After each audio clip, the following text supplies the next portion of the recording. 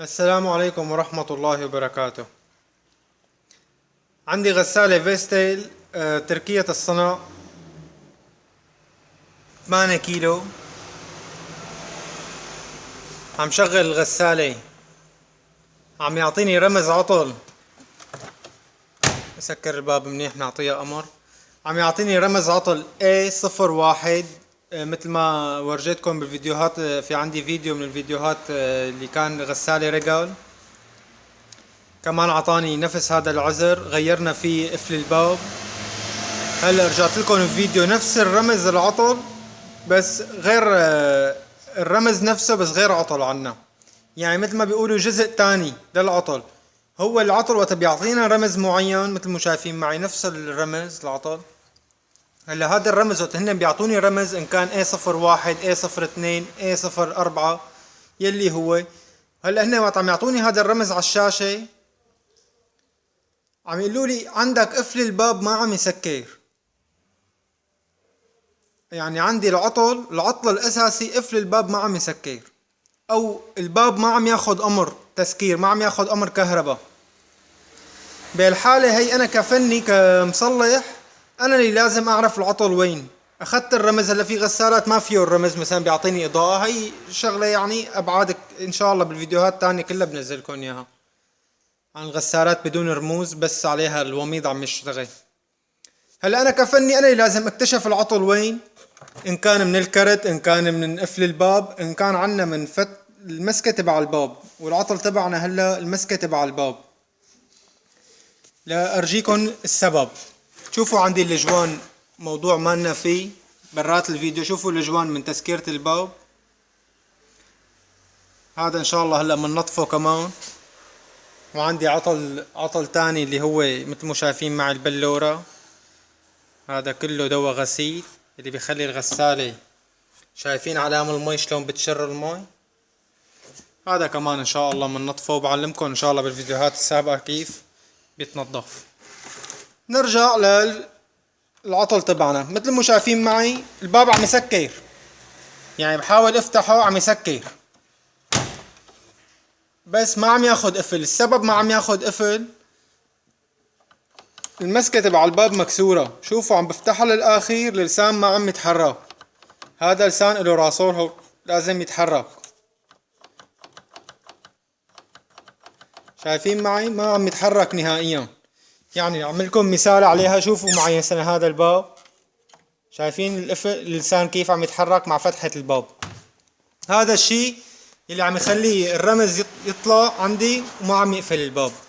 هلا انا بدي فك الباب كيف. عندي بكل غسالة مثل ما شايفين المفصلة عندي برغي هون، برغي تحت، وبرغي فوق اللي هن 1 و2. منفك البراغي لثبت الكاميرا وفك البراغي والكون.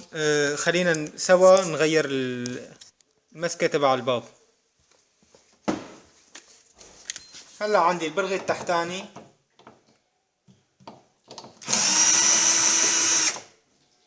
فك اول برغي.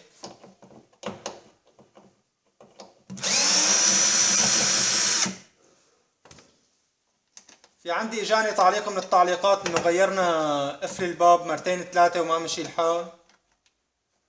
نحن مو دائما بيكون شغلتنا قفل الباب. ان شاء الله يكون عندهم شغلة يتابعوا الفيديو، ان شاء الله يكون عندهم نفس شو اسمه، يكون مسكة الباب ما يكون في شي الكرت. وبعلمكم ان شاء الله بالفيديوهات اللي بدها تجي شلونكم تعرفوا، شلونكم تحددوا العطل تبعكم ان كان كرت ولا قفل ولا مسكة الباب ولا القفل.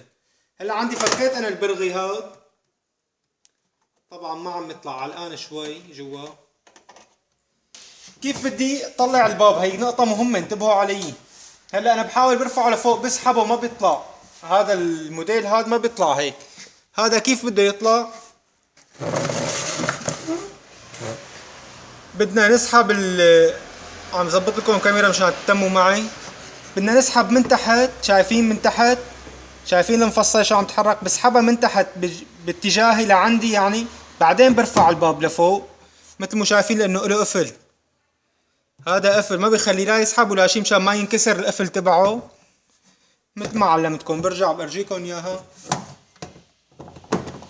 بسحب من تحت بعدين برفعه لفوق بيطلع الباب معي هيك. تعالوا نفكه سوا ونغير المسكة. فك الباب جدا سهل، عندي براغي داير من دار الباب بفكهم. شايفين معي داير من دار الباب في براغي، راح فكهم انا مشان ما اطول عليكم الفيديو. وهيك بعد ما فكيت البراغي بجيب مفكين شق معي، بجيب مفكين شق مشان نطلع داير من دار الباب لنفصله عن بعضه. ومنحط مفك وبنمشي بالتاني مشي. شايفين هيك بدكم تساووا، ما فينا كتير نزايره، لو سنتي سنتي معلش. خلي نفك بقرنته ونمشي بالتاني.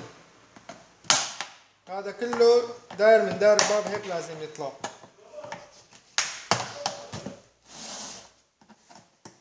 ما لازم نقسى عليه كتير. منحط مفك منقرصه شوي منخليه بقرنته لنرجع على التاني.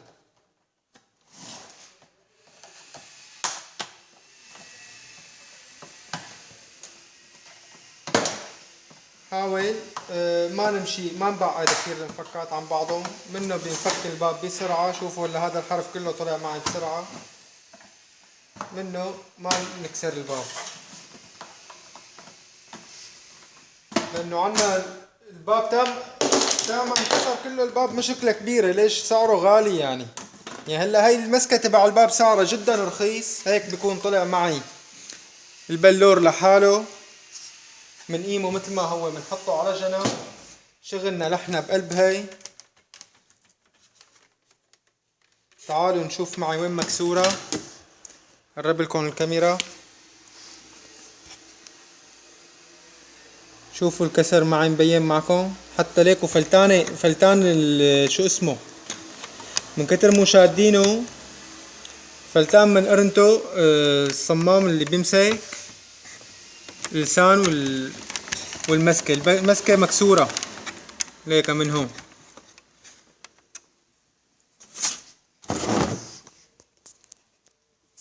خليكم لنفك المسكة. هيك اول شي بخاخ مزيل للصدى مشان يطلع معي بسهولة. هلا هيك عندي بدي فك 1 2 3 هدول المقامات اللي ماسكين المسكة. شايفين ليه؟ اوه ما احلاها، صارت لحالها تطلع على البخاخ. شايفين معي؟ يعني اخواتي العدة مريحة بتريح خير الله. يا بخينا بخة. هي طلع معي لسان ما في شي، لسان ما في شي. عنا العطل بالكبسة بالمسكة عفوا.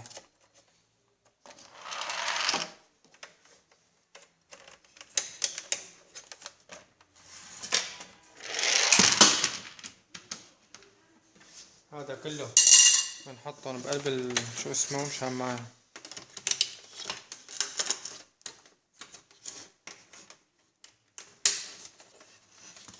هلا هون عندي راسور جوا.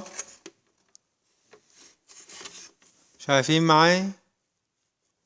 عندي راسور هون جوا، لازم بعده عن قرنته مشان يطلع معي المسكة تبع الباب.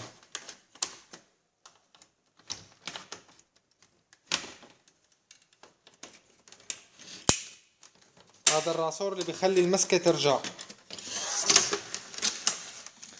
وبهيك اخواتي بكون طلعت معي المسكة والكسر مثل ما ورجيتكم اياه.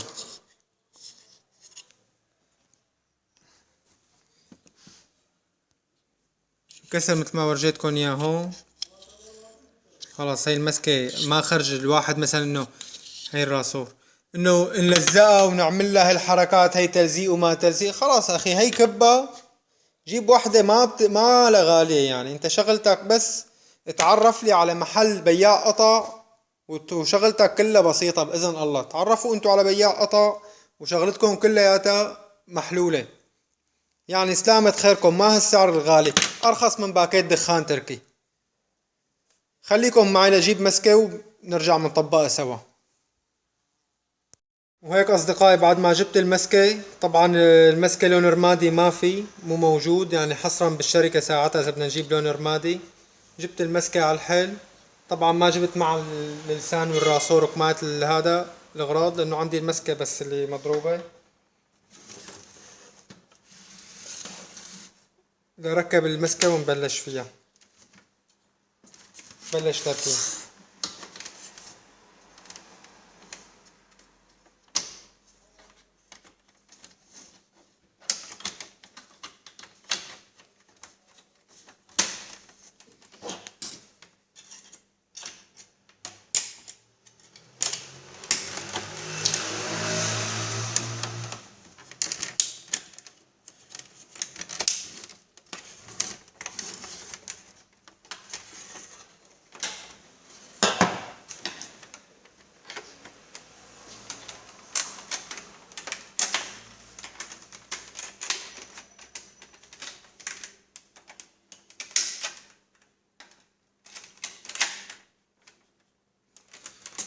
وهيك تكون نزلت المسكة برنتها مثل ما شايفين معي. لازم يجوا. انا يمكن عم يطول معي الفيديو شوي بس عم بشرح لكم قد ما فيني، عم بشرح لكم بالتفصيل الممل يعني مثل ما بيقولوا. اذا بتحبوا يعني ما بصير بشرح هيك لهالقد. اذا عم يكون طويل الفيديو بركب السيجمانات هدول من على الجناب مثل ما شايفين. بعدين عندي بحط اللسان لازم يفوت بقلب المسكة، له حرف لازم يفوت بقلب المسكة يركب معي. بالإضافة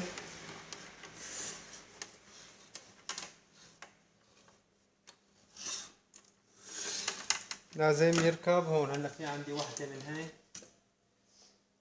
عندي من هاي بحط لها انا هيك شوي. شايفين اللسان لازم يركب عليها وفي راسور مع اللسان هيك. هلا الراسور منتبهين معي مو؟ هلا الراسور بده يركب هون، له طفورة. وبهيك بإذن الله بكون عنا المسكة 100% جاهزة. بحط لها شوية زيت أو شحم. أنا دايما بحط هذا مانع صدى كتير ممتاز. نفس الوقت نعمل لها مسحة لهي من جوا. خليكم معي بس لأمسحها. وبهيك كون مسحتها لأنه ما عاد نقدر نرجع إلها. إذا في عليها أي وسخ أو أي شي ما عاد نقدر نرجع لها. وهيك بدنا نطبق على بعض، نقلبه بالعكس مثل ما شايفين معي. هلا في عنا الجناب اللي طلعناهم بالمفك، اظافير من على جنب نكبسها شوي شوي داير من دارة.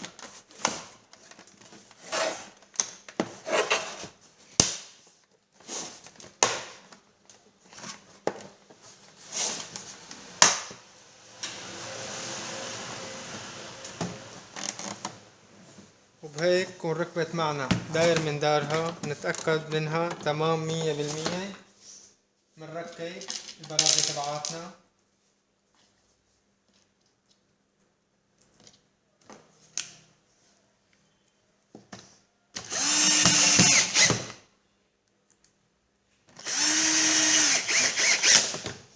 ركب البراغي.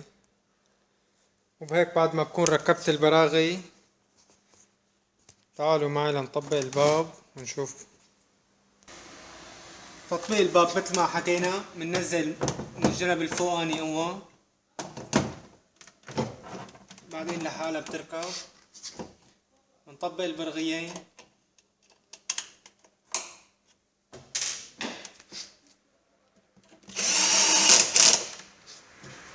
مثل ما شايفين معي. الجوان نظفته،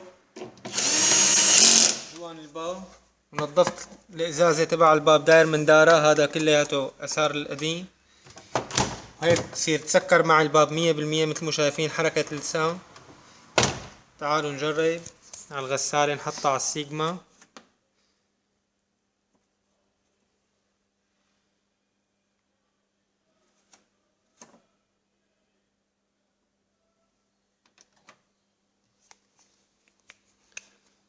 هيك ان شاء الله اعطانا تكة الباب وطلع له صوت قفل.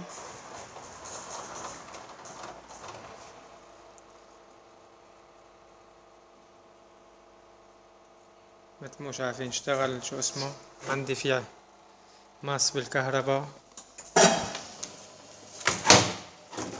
ممكن كان شو اسمه الفيش مو راكب مزبوط. اشتغلت الغسالة. اجى لعندي صديقي عم يقول لي ما بتنجح معك القناة، وعم يقول لي ليش عم تصور هلا من شوي. اكتبوا لي بالتعليقات اذا ما عم تستفادوا من الفيديوهات، يعني انا عاملها الجميع يستفاد. ان شاء الله تكونوا عم تستفادوا، ان شاء الله نكون هيك نهينا الجزء الثاني من رمز العطل A01. لا تنسوا تكتبوا لي بالتعليقات اذا في فائدة من القناة، بتحبوا اقصر الفيديوهات، شو بتحبوا نزلكم فيديوهات لايام الجاي. ان شاء الله انا كل شي عطال بتطلع معي بقدر قد ما فيني عم صور لكم اياها.